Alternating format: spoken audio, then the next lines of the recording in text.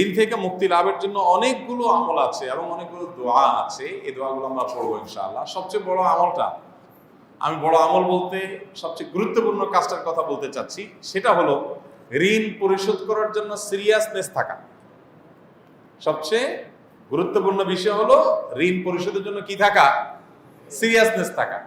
আমি অনেক মানুষকে জানি যারা ঋণ পরিশোধ করতে চান, অনেক ঋণ হয়ে গেছে, ঋণ পরিশোধ করতে চান, আমার কাছে এসে বলছেন, হুজুর এটা দোয়া শিখাই দেন, যেটা পড়লে আল্লাহ তাআলা ঋণ পরিশোধ করে দিবেন। আমি বলি ঠিক আছে, দোয়া আপনারা শিখাবো, আগে বলেন ঋণ কত টাকা। তো ধরেন বললো যে আমার এত লাখ টাকা ঋণ, আপনার ঋণ পরিশোধ করার কোনো ব্যবস্থা নাই? না হুজুর, কোনো ব্যবস্থা নেই।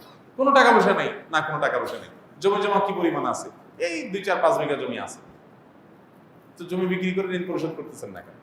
এটা কোনো কথা হুজুর? জমি বিক্রি করে ঋণ শোধ করবো?